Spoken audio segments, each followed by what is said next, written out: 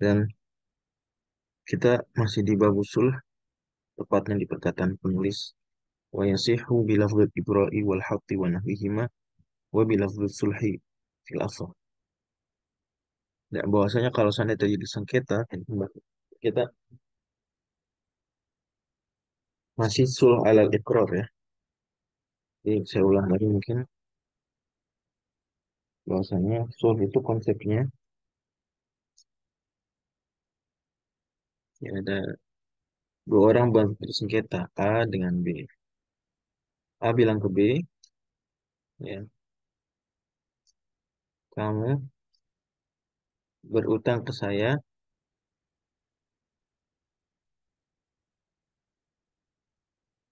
10 juta. Kata B, ya saya berutang sekian 10 juta.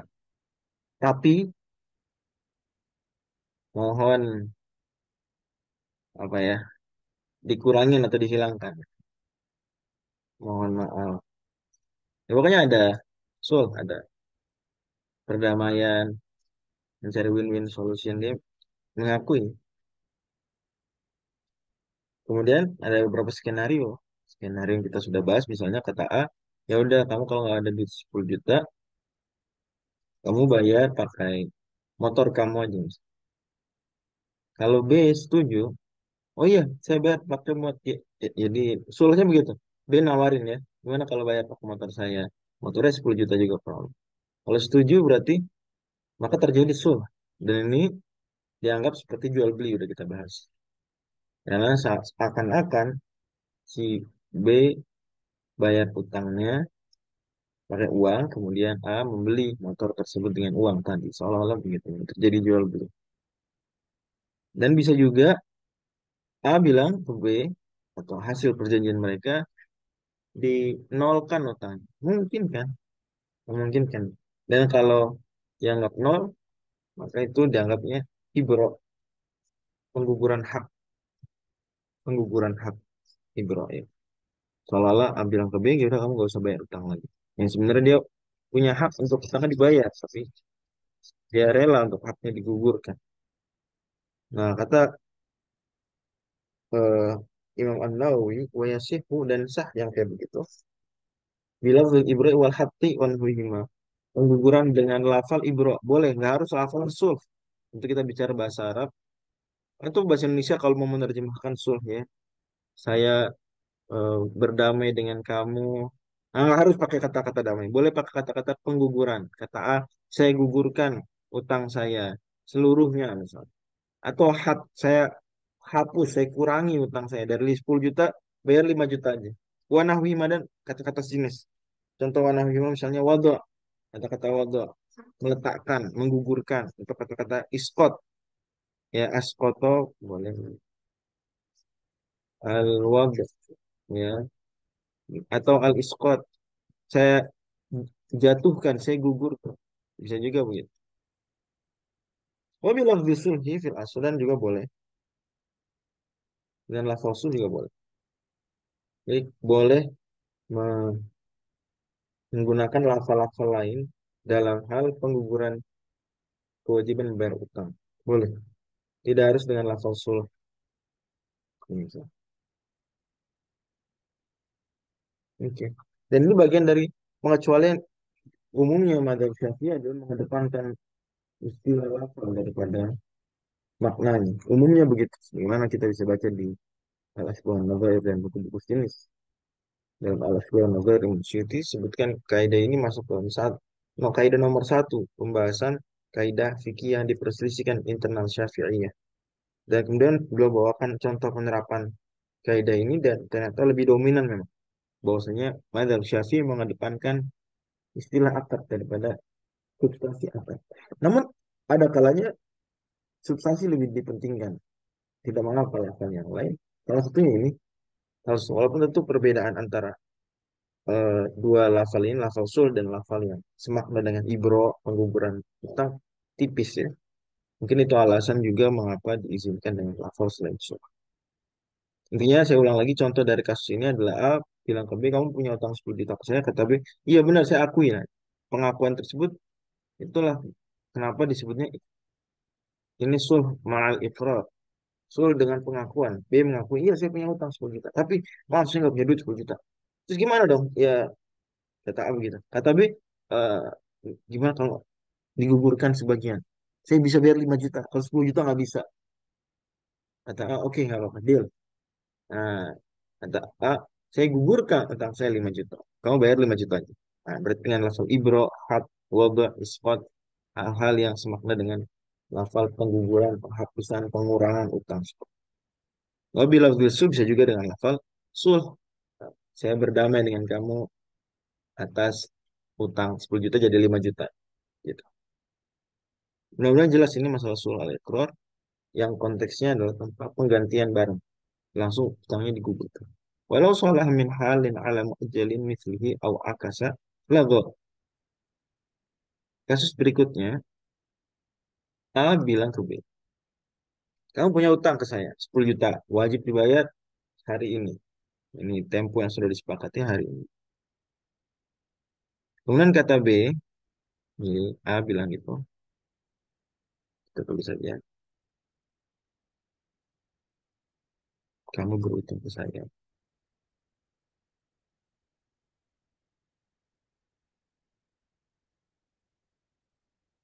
10 juta, dibayar hari ini. Ini sesuai janji, sesuai kesepakatan.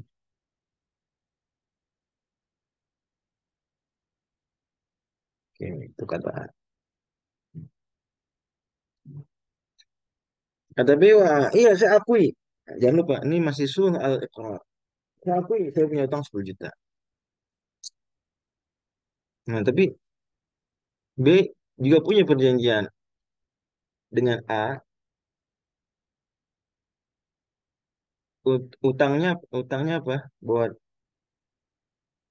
ada utang tapi temponya nanti, muajjal. Kalau di sini halin ala muajjalin misalnya. Ya. Si B bilang, gimana kalau saya nggak bisa nih bayar sekarang? Gimana kalau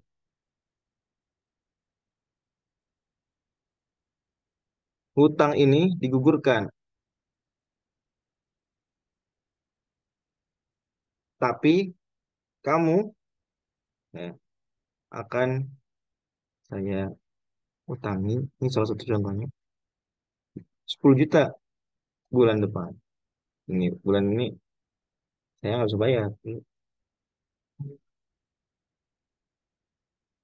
Karena sebetulnya lagu ada yang atau sebaliknya, solaha ala halin min muajjalin ala halin. Bisa juga kasus sebaliknya. A bilang ke B, kamu berutang ke saya 10 juta, dibayarnya bulan depan. Tapi saya bulan depan kayak nggak ada duit. Gimana kalau yang itu digugurkan, kamu saya kasih utangan sekarang 10 juta.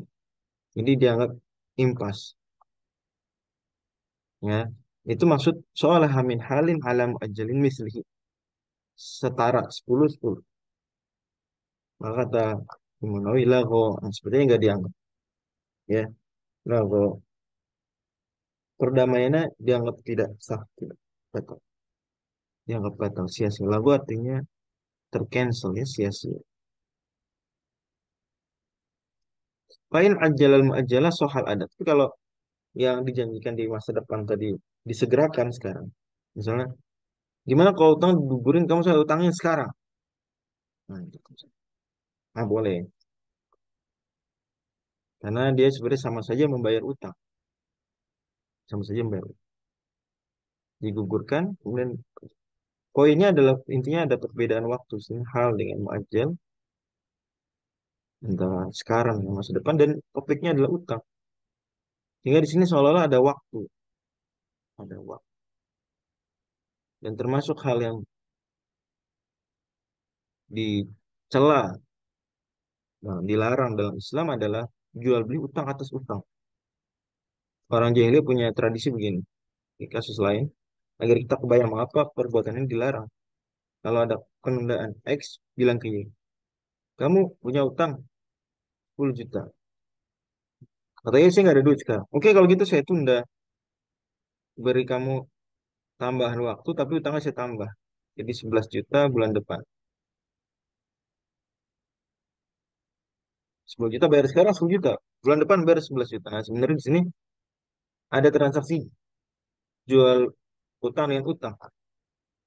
Yaitu apa? Ya, denda itu nggak boleh. Karena salah satu kenapa nggak bolehnya, sudut pandang adalah dia utang dengan atas utang. Sama aja di sebenarnya utang yang lama 10 juta ditambahin utang baru lagi. Tapi bulan depan. Jadi utangnya bertambah.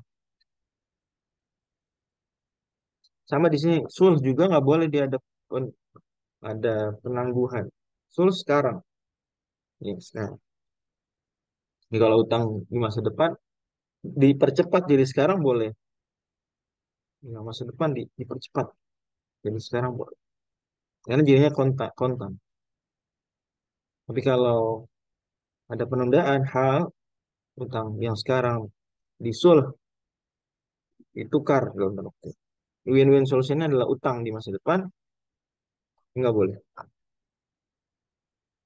Walau salaha min asyaratin halatin ala khamsatin muajjalah bari'a min khamsatin wa baqiyat khamsatun halal. Wal apa salah? Sekarang contoh A lagi ke B 10, 10-nya kita anggap 10 juta ya.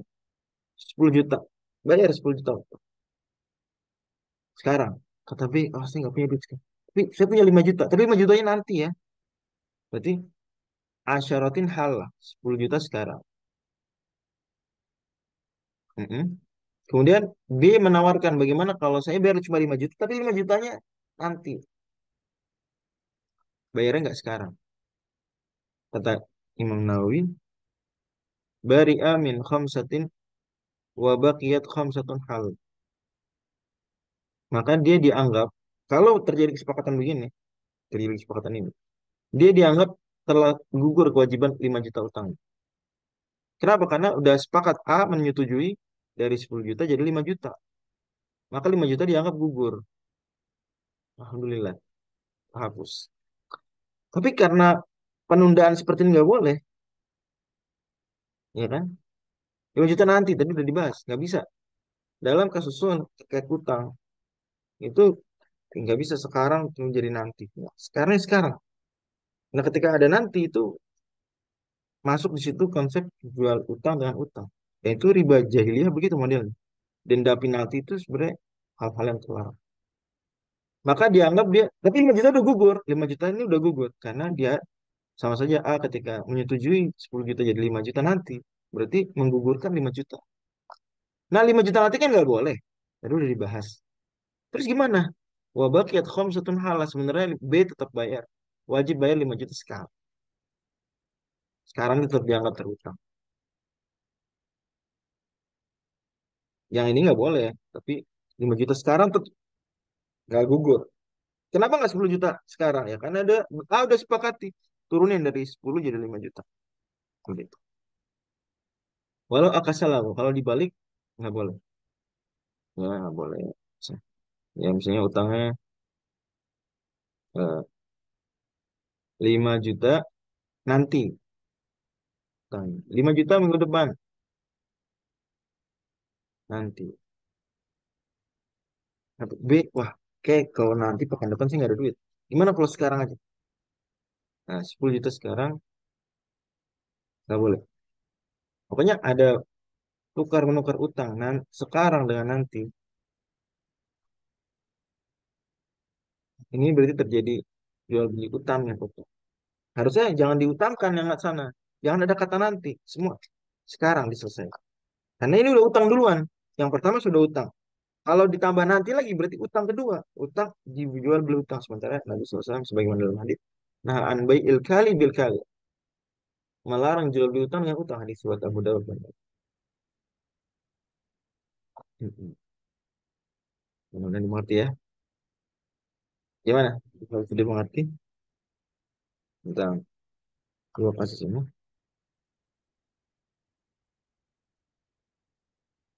gimana para hadirin sekalian?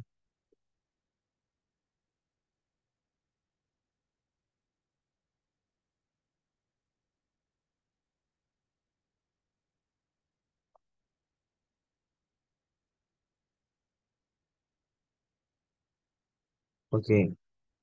Jadi sul ini dia dituntaskannya saat itu agar tidak terjadi penundaan. Yang itu efeknya adalah berarti oh, utang lagi menukar utang dengan utang. Baiul kali bil kali. Barter utang dengan utang. Mungkin wawas. Itu ada unsur riba nasiah di situ. Kalau kita bicara duit ya, kita bicara duit.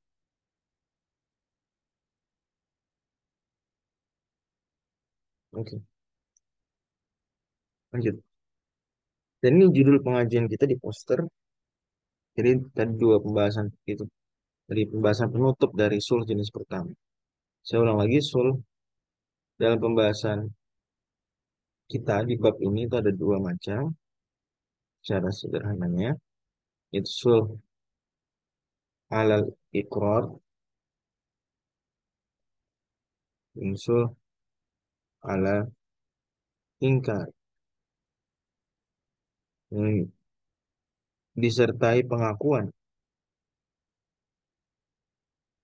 Kalau ini disertai pengingkaran. Dalam contoh-contoh yang sudah saya bawakan setelah pembahasan pertama sul, para hadirin akan selalu lihat bahwa A ketika menagih ke B,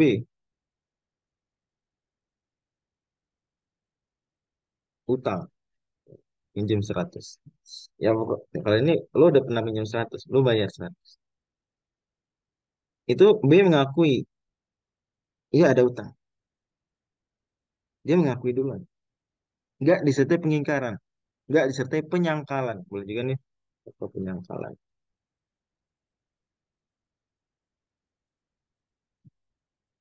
Ini A menagih utang.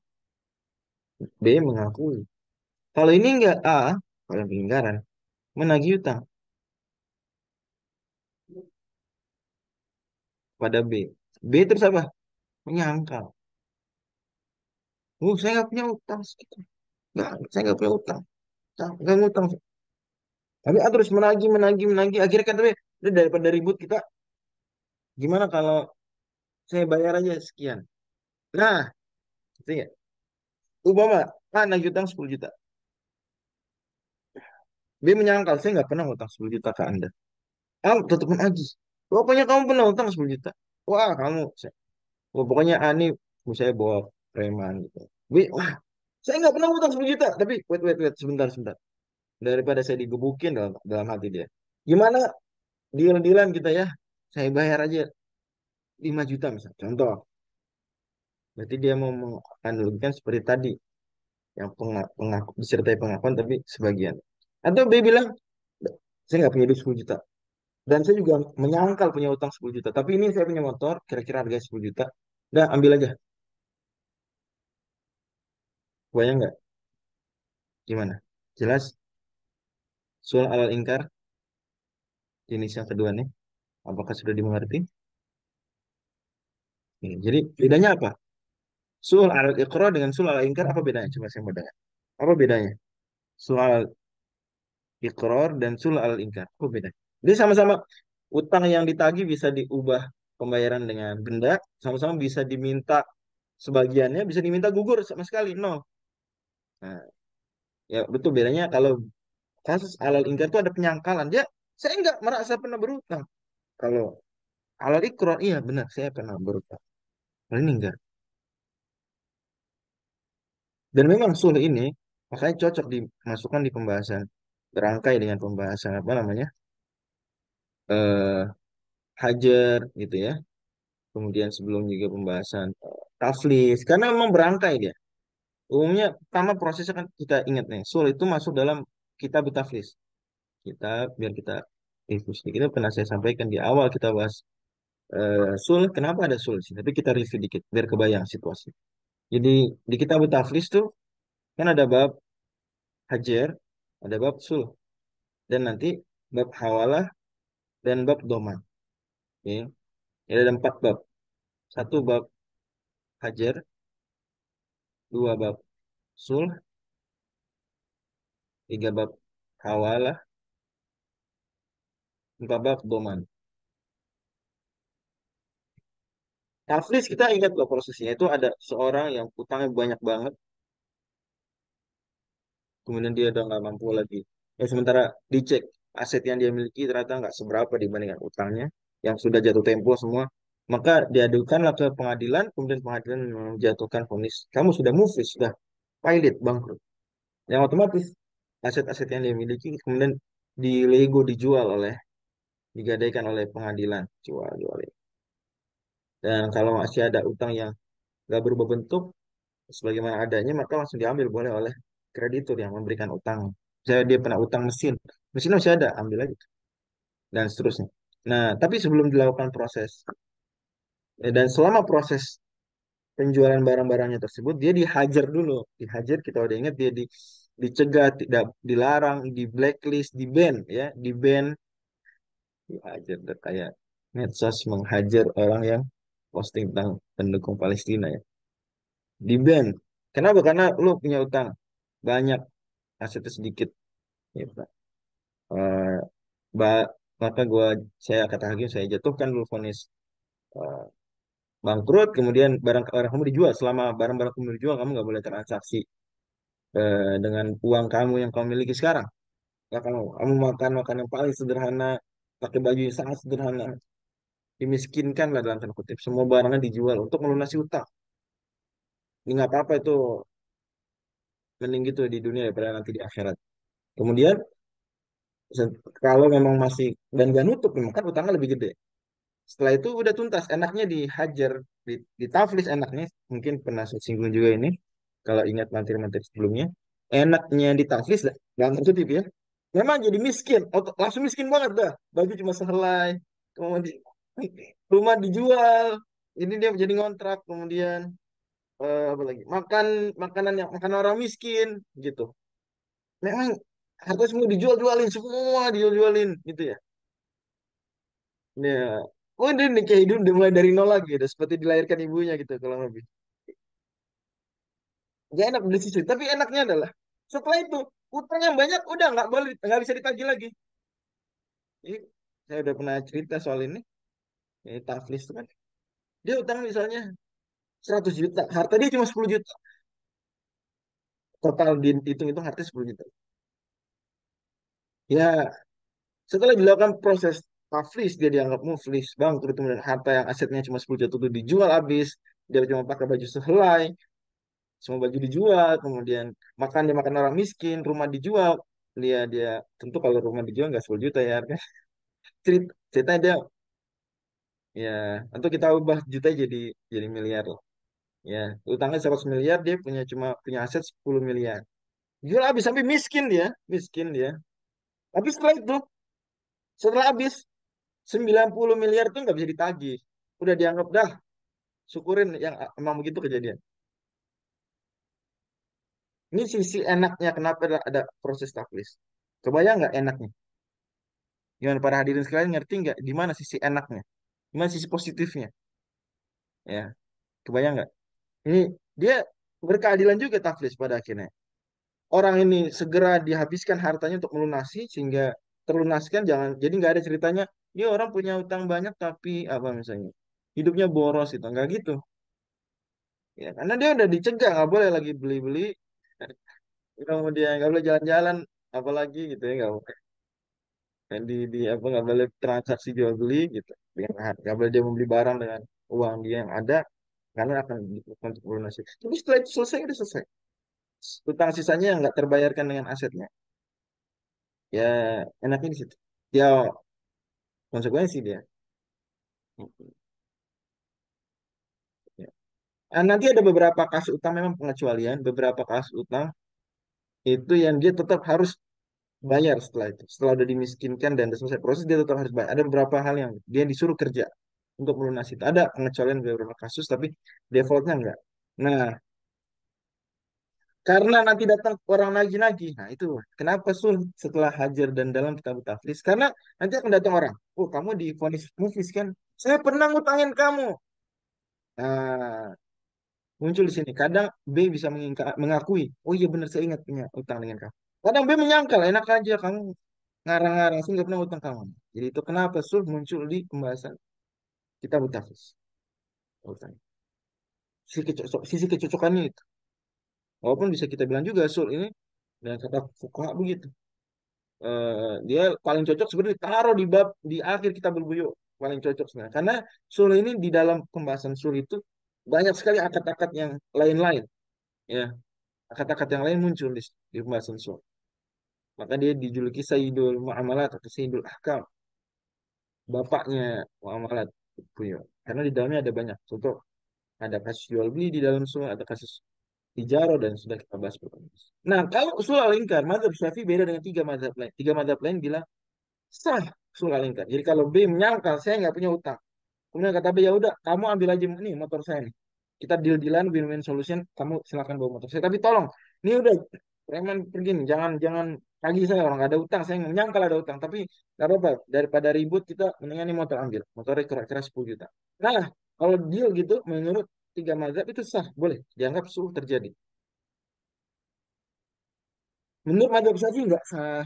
Anna usani asul fal ingkari saya betul batal enggak injera ala nafsil mudda'a. Tentu di antara syura ada diskusi soal kata-kata nafs di sini.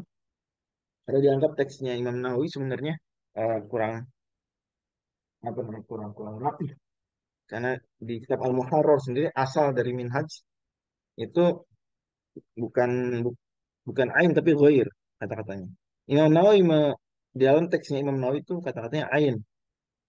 Demikian banyak surah menganalisis sehingga beliau ubah dengan kata nafs. Biasa Imam Nawawi itu Maharor yang 3 jilid itu ketika diringkas jadi minhaj yang sejilid itu ada beberapa kata dicarikan kata lebih sederhana, lebih mudah atau gimana.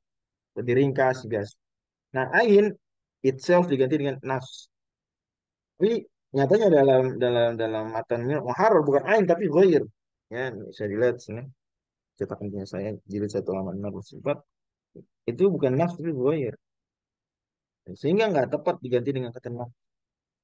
Cuma eh, apalagi dengan kata ala bukan min ya tapi sebagian pensyarah katakan ya nggak apa-apa ala di sini maksudnya min ya biasa karena sering juga orang menggunakan kata-kata ala untuk mengganti min jadi nggak masalah juga pakai ala nafsi mutlak. Tapi poin yang buat kita ngertiin dulu sekarang adalah bahwa dalam madzhab Syafi'i kasus tadi A nagih B utang 10 juta lo bayar tapi gue nggak pernah utang tapi gue bayar pokoknya enggak pernah. Wah, B terus nyangka tapi B ini nggak suka debat ribut gini udah biar kita sama-sama tenang lah. Ini motor bawa motor kira-kira 10 juta. Nah, seperti ini sah menurut tiga mazhab, tidak sah menurut mazhab Syafi'i. Alasan mazhab Syafi'i adalah ini jual beli batil, tidak ada harganya. Apa? Jual motor atas apa? Dia menganggap tidak ada apa-apa. Ini jual beli motor dengan tidak ada apa-apa, ya enggak? Gua orang nggak jelas berarti. Paham nih para hadirin? Paham nggak landasan mazhab Syafi'i? Ini jual beli atas apa? Orang B bilang nggak ada utang, berarti kan nggak ada uang di situ. Menurut B dalam pandangan B, nol, nggak ada uang. Motor dijual ke dia. Ya, nggak jelas uangnya berapa nih. Bahkan disangkal oleh B. Sementara kita tahu syarat jual beli ada barang, ada harga. Dan harus jelas dua-duanya. Kalau nggak maka goro dan nggak sah. Dalam hal ini, sul al-ingkar. Kalau kasus tadi seperti itu, ini motor ambil aja. Udah kita ribut.